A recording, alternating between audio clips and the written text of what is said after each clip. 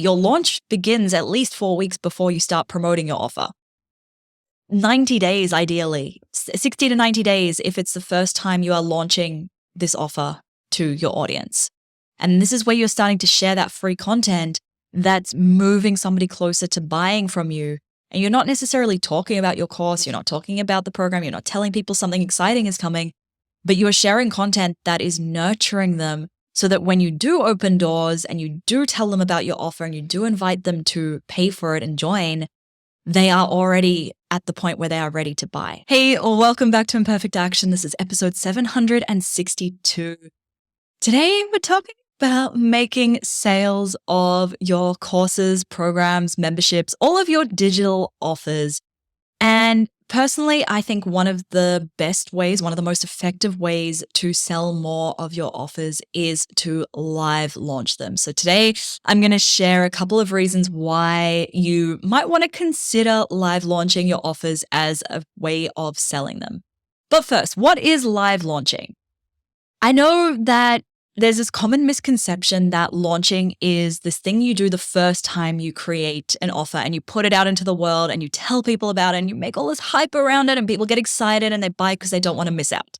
That is not my style of launching. I know that is what some people talk about launching as, but that is not what I'm referring to when I'm talking about live launching. When I am talking about live launching, what I mean is it is a limited time sales campaign for one offer, where you have a few weeks of free content strategically designed to bridge what I call the magician's gap. There are some audience building activities where you're trying to grow your list with the right people for this particular offer, and you're usually going to do this through something like a launch-specific lead magnet. There is a clear-cut open date when you pivot from all of the free content to sales-focused content. And there is a clear-cut close date where you stop the sales-focused content. There is a real deadline. And then after that, you gather intel, you review the launch, and you can rinse and repeat it. But like I said, there are some pretty big misconceptions about live launching. And I know it gets quite a bad rap in the online world. The first big misconception is that it's all about creating hype and FOMO and using these as a way to get people to buy. Now, I don't believe that hype and FOMO are the most effective ways to sell courses and programs and memberships. Instead, I believe in creating focus around your content, nurturing your audience through the magician's gap, and giving them everything that they need to make a decision about whether it's the right fit for them or not. The or not part is really important. This is not a you must buy at all costs, pressuring somebody into buying, but it's more about helping them to decide whether it's going to work for them or whether it's not. Then the next big misconception is that the deadline of a live launch is designed to pressure people into buying. I don't believe in using deadlines as a way to pressure people, but instead I like to use it as a way to give them a deadline to make the decision, because otherwise they will naturally want to keep putting it off. We have a tendency to put off things that are a little bit uncomfortable. It's why we don't go... Me personally, I have put off going to the dentist. So I put off going to the dentist for a checkup for like 3 years. But then, if you get toothache, it's painful. You need to solve it ASAP. So you're going to go to the dentist because you have that deadline. It's that pain, right? So the deadline is there to stop somebody from delaying something that they don't want to do because it feels uncomfortable. The next big misconception is that you have to have a webinar or a challenge or some kind of live event. While these are super helpful for nurturing your audience really quickly, and I love them because it gives me an avenue to answer any questions my audience might have while we are live on the call, they're not compulsory. And I actually tell my Launch Magic students, I say, if you don't have enough time to follow the entire process from start to finish, skip the section on the webinar in the first launch and then come back the next time you launch. You can add it next time. You don't have to do that. The next big misconception is that you have to spend the entire launch talking about your offer and teasing what is coming, telling people, I've got this course coming, it's going to be amazing, jump on the waitlist. I believe that is a waste of content. It's a waste of time. Instead of trying to tease your offer and talk about your offer nonstop, instead, how can you use your launch content to bridge the gap between where your ideal client is right now and where they need to be ready to buy? How can you use it to educate them on what they don't know that they actually need to know before they'll be ready to buy? This is going to be a whole lot more beneficial in selling your offer than telling people that something exciting is coming or giving a little bit of a teaser of what's inside your course or your program. Another big misconception is that your launch begins the day doors open and you start promoting your offer. No, if this is when your launch is starting, you have left it way too late. Your launch begins at least 4 weeks before you start promoting your offer. 90 days, ideally, 60 to 90 days if it's the first time you are launching this offer to your audience. And this is where you're starting to share that free content that's moving somebody closer to buying from you. And you're not necessarily talking about your course, you're not talking about the program, you're not telling people something exciting is coming, but you are sharing content that is nurturing them so that when you do open doors and you do tell them about your offer and you do invite them to pay for it and join, they are already at the point where they are ready to buy. All right. Another big misconception about launching is that launching has to be this huge, exhausting push that burns you out. You don't need to do all of the things in your launch. You don't need to have all of the bells and whistles in your first couple of launches. Even in like your third, fourth, fifth launch, you get to pick and choose what bits you want to add and what you want to leave out. And launching can feel really easy if you want it to be. If you allow it to be easy, it will be easy. The alternative to live launching is always selling your offer, which when you think about launching as like this stressful thing that you have to do, then yeah, obviously you're like, oh, it's easier to just put it out there. But you still need to be selling your offer, even if you're not launching. And honestly, for me personally, I think constantly selling is actually more exhausting than just a limited time push, and then we can chill. And lastly, the last misconception before I get into the reasons why live launching is so effective, the last misconception is that you can only live launch an offer that has a doors open and a doors closed. So it's only when it's cohort based and you're running it these certain dates and you can't sign up outside of those dates. You could still live launch an offer that is always available for somebody to join, but you just can't use the deadline of doors are closed, you can't join anymore. You have to use a different deadline, something like a limited time bonus, or I'm running it as a live round this time and you can join and get live calls, or this is the early bird price and then the price is going up. Those can be used as deadlines in a launch as well. It doesn't just always have to be doors are closed and you can't sign up anymore. So let's talk a little bit about why live launching works. Why is it such an effective way to sell your offers? First of all, it has a deadline. It has a real deadline. It's not a fake last chance to sign up and then you go and look and the price is still the same tomorrow and you can still sign up, right? It's a real deadline. And the deadline has two big roles. Firstly, it forces you to get it done, which is super important if it's the first time you are launching this particular offer.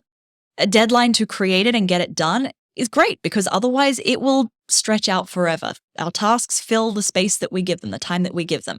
The second big role of a deadline in your launch is it gives your audience a date to decide whether they are in or out. Our tendency as humans is to delay anything that feels a little bit uncomfortable, such as spending money or making a big change. And signing up for your course or your program, it's both of those things. If I said to you, you can go to the dentist for a checkup tomorrow, or you can go to the dentist for a checkup next week, you would probably say next week. And then when next week rolls around, if I said to you, well, you can go right now or you can go next week, you'd probably say, well, I don't really have the time right now. And I don't want to go to the dentist, so I'll go next week. Unless you enjoy going, of course, which I don't. It's a little bit uncomfortable, right? Because it's painful. It's a little reminder that we need to be more diligent with flossing our teeth and brushing and everything. It's a reminder that we need to change our behavior. We don't like changing our behaviors. As humans, we like to do things the way that we have always done them. And when you are selling a course or a program or a membership, it is requiring somebody to make a change, to do something differently to get the result. For example, Launch Magic, my 12-week course on launching, on making more sales of your digital offers through launching. That requires someone to stop procrastinating their next launch. It requires them to try something different, to show up differently, to do the work, to show up online for their audience. That's a huge shift for a lot of people. So they're going to put it off. Having a deadline means that your audience can't keep kicking the can down the road. They can't keep delaying this change. They can't keep delaying spending money. Are they in or are they out? So see how it's about giving them a deadline to make a decision. It's not about pressuring somebody who's not a good fit to buy.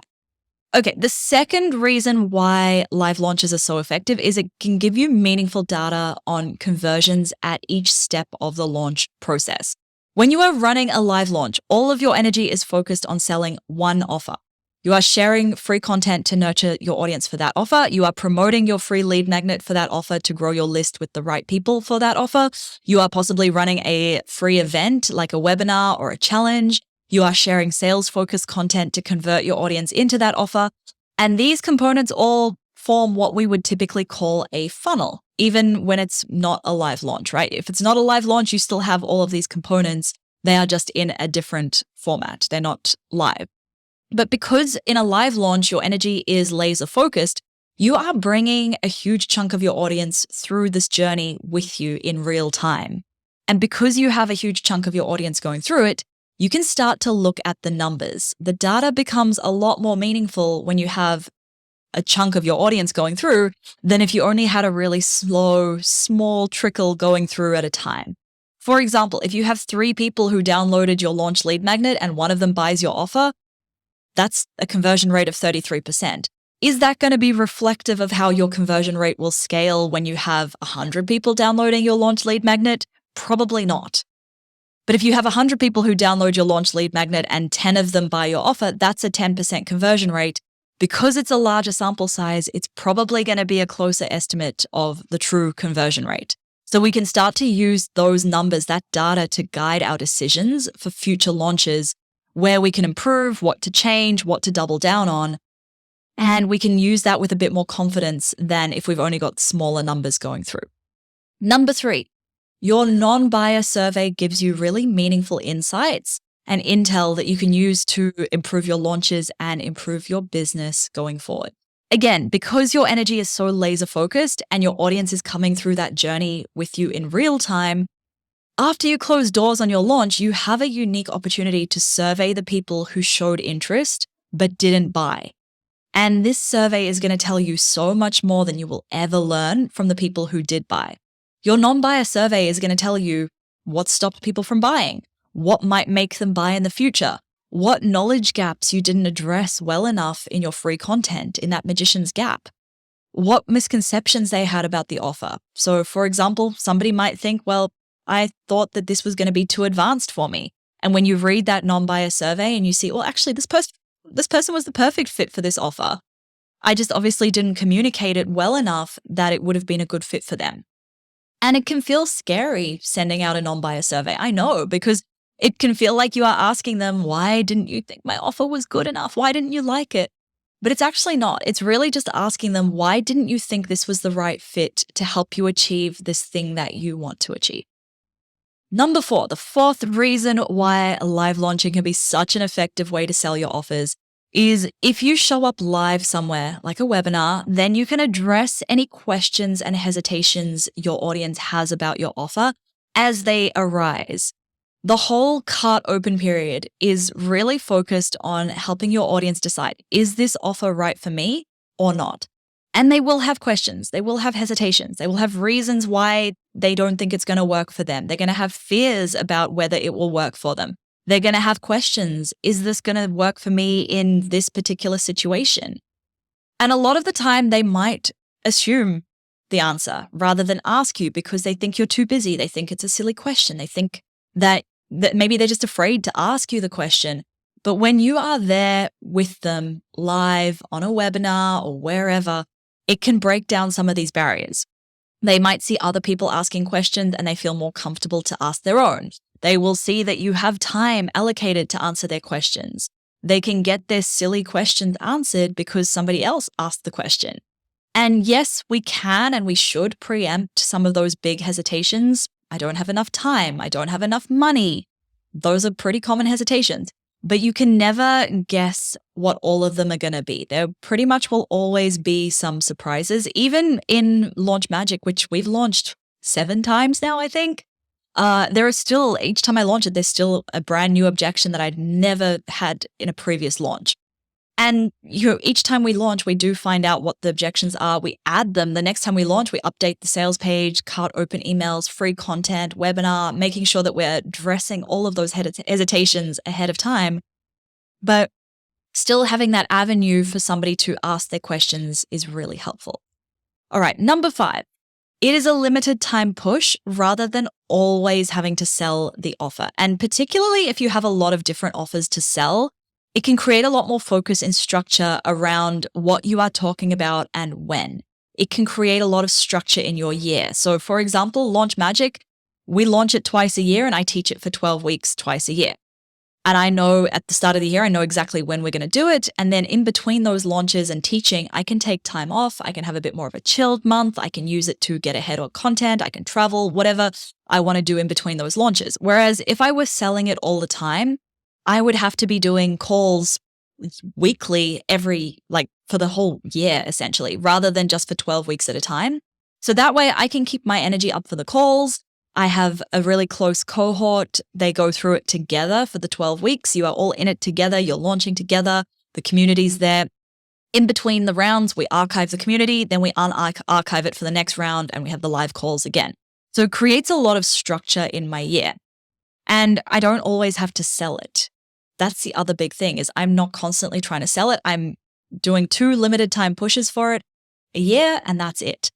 Whereas when your offer is on Evergreen, you still have to sell it. You still constantly have to get people into the Evergreen sales process for the offer. It's not just going to fill itself. And, Evergreen is a whole nother kettle of fish. I'll do another episode on it in the future as well.